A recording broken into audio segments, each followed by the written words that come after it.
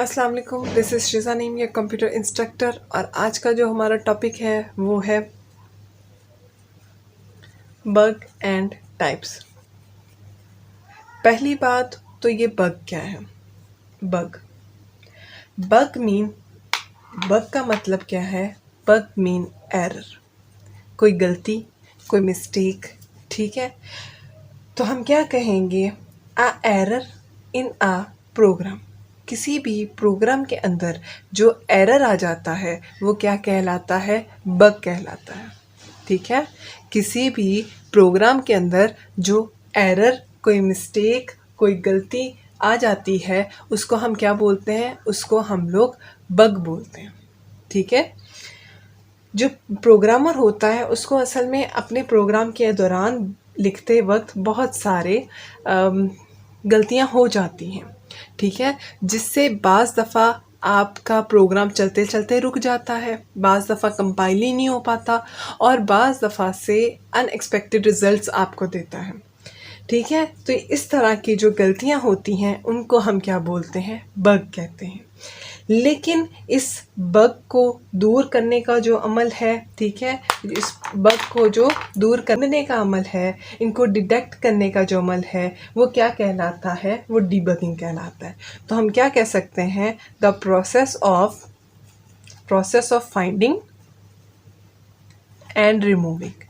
ठीक है, ढूंढने का और उनको रिमूव करने का जो अमल है वो क्या कहलाता है, इज कॉल्ड अ डीबगिंग। तो हम उसको डीबगिंग बोलते हैं। ठीक है, बग क्या होता है, किसी भी प्रोग्राम के अंदर जो एरर होता है उसको बग बोलते हैं और उस बग को ढूंढने का और रिमूव करने का जो अमल होता है उसको डीबगिंग बोलते हैं। अब सवाल ये पैदा होता है कि आपकी जो बग है, ये जो एरर है, ये कितनी किस्म का आता है। किसी भी प्रोग्राम के अंदर ये जो बग है ये कितनी किस्म के होते हैं या किस किस सिचुएशन में कोई एरर आ सकता है। तो सबसे पहले हमारे पास जो एरर आता है, जो हमें फाइंड करना पड़ता है या जिसको हमें सबसे पहले नॉर्मली फेस होता है, वो आपका सिंटैक्स एरर कहलाता है। ठीक है, क्या कहलाता है, सिंटैक्स एरर। सिंटैक्स क्या होता है, ये जो लफ्ज़ है साइंटैक्स, ये क्या होता है। साइंटैक्स असल में वो रूल्स एंड रेगुलेशन होते हैं, रूल्स और रेगुलेशन होते हैं फॉर राइटिंग अ प्रोग्राम। किसी भी प्रोग्राम को लिखने का जो रूल और रेगुलेशन होते हैं वो क्या कहलाते हैं, उस प्रोग्राम का क्या कहलाते हैं, सिंटैक्स कहलाते हैं। जैसे कि आप एप्लीकेशन लिखते हैं तो एप्लीकेशन में आप इधर लिखते हैं टू और उसके बाद कोमा, फिर इधर द प्रिंसिपल, ठीक है, उसके बाद कोमा, फिर कॉलेज का नाम और उसके बाद फुल स्टॉप, जो आपका शहर है उसके बाद फुल स्टॉप और फिर रिस्पेक्टेड मैडम कोमा और फिर अपनी सारी लिखने के बाद yours obediently comma XYZ X dot Y dot Z dot. ये सारे क्या है, ये रूल्स है ना। और इसमें कोई भी कोमा की गलती हो जाए, फुल स्टॉप की गलती हो जाए तो और उसके मार्क्स कट जाते हैं। टीचर क्या कर देती है, एक कॉमा ना लगाने पर उसको सर्कल कर देती है कि आपने इसमें गलत लिखा है। सेम एज इट इज़ जब कोई प्रोग्राम लिखते वक्त जो डेवलपर ने उस लैंग्वेज में, उस प्रोग्रामिंग लैंग्वेज बनाने वाले ने जो रूल्स और रेगुलेशन रख दिए हैं कि इसके बाद ये सिंबल होगा, उसको हम क्या बोलते हैं, उसका सिंटैक्स बोलते हैं। और उस सिंटैक्स में से कोई एक चीज़ मिस करने पर जो गलती होती है वो क्या कहलाती है, सिंटैक्स एरर कहलाती है। ठीक है, सिंटैक्स एरर कब ओकर होती है, जब हम कोई इनवैलिड स्टेटमेंट लिख देते हैं। ठीक है, क्या है, जब कोई इनवैलिड स्टेटमेंट मतलब ऐसी स्टेटमेंट जो कि आपके रूल और रेगुलेशन के ख़िलाफ़ होती है। ठीक है, मिसाल के तौर पर हमने ये देखा है कि हर स्टेटमेंट के एंड पे सेमी कॉलन लिखना है, लेकिन आप सेमी कॉलन नहीं लगाएंगे तो क्या हो जाएगा, सिंटैक्स एरर। हम लोगों ने पहले से ही पढ़ चुके हैं कि जो प्री प्रोसेसर डायरेक्टिव होती है इंक्लूड वाली, वो हमेशा मेन से पहले होती है। अगर आप मेन के बाद करेंगे तो क्या हो जाएगा, सिंटैक्स एरर। आप लोगों को पता है कि मेन के बाद डेलीमीटर लगती हैं और डेलीमीटर क्लोज होती हैं। आपने ओपन तो कर लिया लेकिन क्लोज नहीं किया तो क्या आ गया, सिंटैक्स एरर। प्रिंट एफ मैंने पहले बता चुकी हूँ, जितने भी कीवर्ड्स होते हैं वो सारे क्या होते हैं, स्मॉल लेटर होते हैं, लेकिन आप उसको कैपिटल में लिखोगे तो क्या आ जाएगा, सिंटैक्स एरर।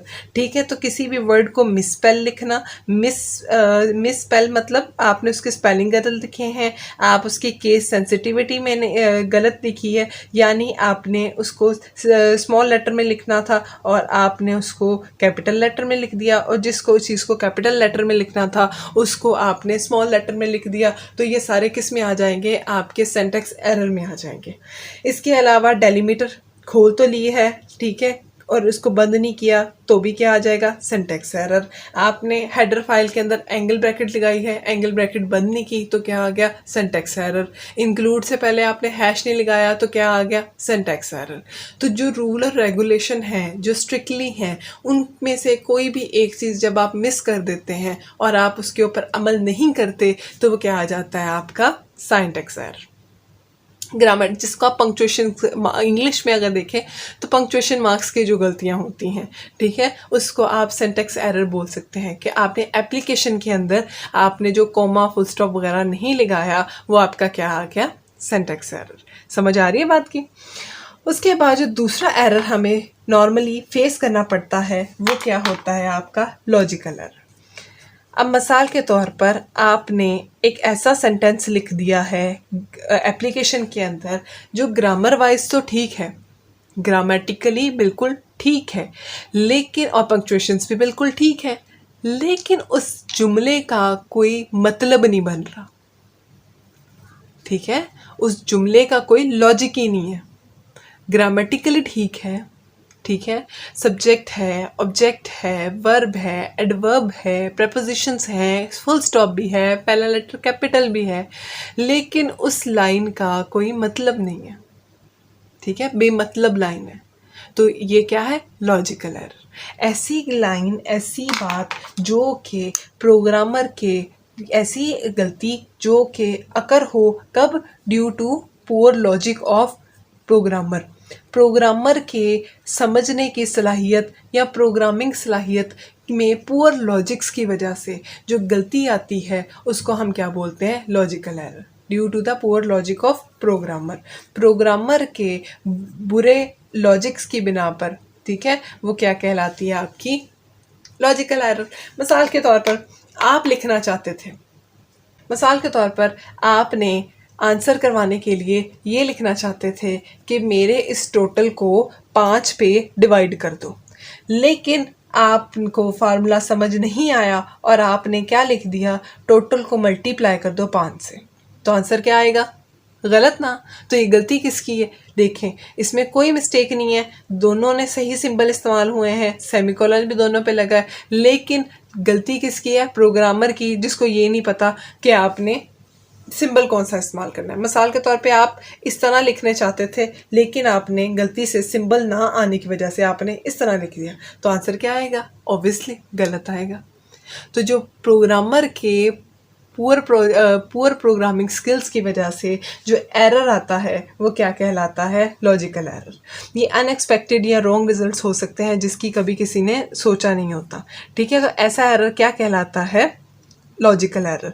ये कब आता है, जब इंसान की लॉजिक्स प्रोग्रामिंग स्किल्स कमज़ोर होती हैं और उसको फार्मूला नहीं पुट करना आ रहा होता, करना कुछ हो रहा है। जैसे एवरेज के लिए आपने सम को डिवाइड करना होता है नंबर पे, लेकिन आप सम को डिवाइड कर देते हैं 5 पे, या सम को डिवाइड कर देते हैं 3 पे, या सम को डिवाइड कर देते हैं किसी और नंबर पे, तो इससे क्या हो जाएगा, आंसर तो आएगा लेकिन गलत आएगा। क्यों, क्योंकि आपको फार्मूला नहीं आता था। या आपने करना हो सम डिवाइडेड बाय 5, ठीक है, और आप डिवाइड करने के बजाय आप लिखते हैं सम प्लस 5, तो आंसर क्या आ जाएगा, एवरेज तो कभी भी नहीं निकलेगी। तो ये क्यों हुआ, आपके पुअर लॉजिक की वजह से। तीसरे नंबर पे जो एरर हमारे पास आ जाता है वो आता है हमारे पास run time error. Run time error क्या होता है, ऐसा एरर जब आपका प्रोग्राम चल जाए और आंसर के वक्त, जो आपको चलने के वक्त जो एरर आता है वो आपका क्या कहलाता है, रन टाइम एरर। ठीक है, ऐसा एरर जो कि एग्जीक्यूशन के टाइम आए वो क्या कहलाता है, रन टाइम एरर। ठीक है, तो क्या कहेंगे हम लोग, ऐसा एरर जो कि अकर होता है, जो कि हाजिर होता है कब, ड्यूरिंग एग्जीक्यूशन। ठीक है, प्रोग्राम के चलते वक्त जो एरर आता है उसको हम क्या बोलते हैं, रन टाइम एरर। ये एरर किस वजह से आता है, जब कोई आप इनवैलिड ऑपरेशन करने को कह देते हैं या कोई इलीगल ऑपरेशन करने को उसको कह देते हैं जो उसकी फंक्शनैलिटी के अलग होता है या उस पर फंक्शनैलिटी के ख़िलाफ़ होता है, तो आंसर कोई अनएक्सपेक्टेड सा हो जाएगा जब कोई आप इलीगल ऑपरेशन को करने को कह देते हैं। मिसाल के तौर पर आप किसी भी नंबर को जब डिवाइड करने को कह दें ज़ीरो के ऊपर, ठीक है, तो आंसर क्या आएगा, ऑब्वियसली ज़ीरो। या फिर कोई अनएक्सपेक्टेड रिजल्ट, तो प्रोग्राम क्या हो जाएगा, क्रैश हो जाएगा। क्यों, क्योंकि जो आपने इनपुट दिया था वो दोनों क्या की दिया था, गलत दिया था। ऐसी बात उसको करने को कही थी जो कि नहीं हो सकती। ठीक है, और डिवाइड, जब आप किसी नंबर को डिवाइड करेंगे या मल्टीप्लाई करेंगे ज़ीरो के साथ, अगर वो आपसे कह रहा है इनपुट अ 2 नंबर, कि मतलब तो कोई 2 नंबर दो ताकि मैं उसको मल्टीप्लाई करूं, और आप दे दो 5 मल्टीप्लाई 0, तो आंसर क्या आएगा, 0। ठीक है, तो ऐसा एरर क्या कहलाता है, रन टाइम एरर। ठीक है, एरर क्या होता है, बग क्या होता है या एरर क्या होता है, वो मिस्टेक जो कि प्रोग्राम की फंक्शनैलिटी के दौरान या प्रोग्राम के चलने के दौरान आ जाता है, जो प्रोग्राम को क्रैश करता है या रोकता है या गलत रिजल्ट देता है, उसको हम बग बोलते हैं। उस बग को जो ढूंढने और उसको रिमूव करने का जो अमल है वो डीबगिंग कहलाता है। अब ये एरर कितनी तरह के आते हैं, एरर 3 तरह के आते हैं, syntax error, logical error, run time error. Syntax error ऐसा एरर जो कि रूल और रेगुलेशन के ख़िलाफ़ होता है, यानी लिखते वक्त जो रूल्स और रेगुलेशन होते हैं जब आप उसमें कमी पेशी कर देते हो तो वह सिंटैक्स एरर बनता है। याद रखिएगा, ये जो सिंटैक्स एरर है ये वाला, ये कंपाइलर ढूंढ लेता है। जो आपका कंपाइलर है सी लैंग्वेज का, वो इसको ढूंढ लेता है, वो इसमें गलती को फ़ौरन से पकड़ लेता है। ठीक है, इन गलतियों को कंपाइलर सोर्स कोड को ऑब्जेक्ट कोड में बदलता ही नहीं है जब तक ये वाली गलतियां दूर ना हो जाए। ये गलतियां दूर होंगी तभी ही आपका सोर्स कोड ऑब्जेक्ट कोड में बदल जाएगा, यानी high level language machine language में बदल जाएगी, तब जब ये गलतियों से पाक होगा। ठीक है, तो ये कंपाइलर ही पकड़ लेता है। जब आप प्रोग्राम लिख लेते हैं और इसको कंपाइल करवाते हैं तो कंपाइलर ये सारी गलतियां ढूंढकर आपके सामने एक मैसेज शो करवा देता है कि इस गलती में, इस लाइन में ये गलती है, इस गलती को दूर कर दो। ठीक है, तो ये कंपाइलर डिटेक्ट कर लेता है, और जब तक आप इनको दूर नहीं करेंगी तब तक कंपाइलर आगे मूव नहीं करता। जबकि ये लॉजिकल एरर, ठीक है, और ये वाला आपका लॉजिकल एरर और आपका रन टाइम एरर, ये कंपाइलर इसको नहीं पकड़ सकता। ठीक है, does not detect by compiler. Compiler इसको ढूंढ ही नहीं सकता, कंपाइलर पकड़ ही नहीं सकता, क्योंकि कंपाइलर को तैयार किया जाता है सिर्फ आपकी सिंटैक्स चेक करने के लिए, लेकिन कंपाइलर आप जो लॉजिक है प्रोग्राम का वो नहीं देख सकता, क्योंकि इसमें ग्रामेटिकली कोई मिस्टेक नहीं है, लेकिन सिंटैक्टिक ऑर्डर के तौर पर, ट्रांसलेशन के तौर पर इसका कोई मतलब नहीं बनेगा, तो ये नहीं पकड़ सकता कंपाइलर। और रन टाइम एरर भी कंपाइलर ढूंढ नहीं सकता। अब बात ये आ जाती है कि इनमें सबसे मुश्किल तरीन एरर कौन सा है, तो इनमें सबसे मुश्किल तरीन एरर लॉजिकल एरर है। क्यों, क्योंकि इसको कंपाइलर नहीं पकड़ सकता हम। ठीक है, इससे आपका प्रोग्राम क्रैश नहीं होता, आपका प्रोग्राम रुकता नहीं है। ठीक है, इसको ढूंढना सबसे मुश्किल है, इसको आपको सारा प्रोग्राम दोबारा से रीड करना पड़ता है, आपको बार बार इसको पढ़ना पड़ता है, फिर जाके आपको अपनी गलती मिलती है, और इसके अलावा कोई मैसेज आपको नहीं मिलता कि कौन सी लाइन में गलती है और कौन सी लाइन में गलती नहीं है। और इसके अलावा बहुत सारा टाइम लग जाता है इसको पढ़ने में, ढूंढने में, फाइंड करने में, नया लॉजिक बिल्ड करने में, नया फार्मूला पुट करने में। ठीक है, तो लॉजिकल एरर सबसे ज़्यादा डिफ़िकल्ट एरर होते हैं।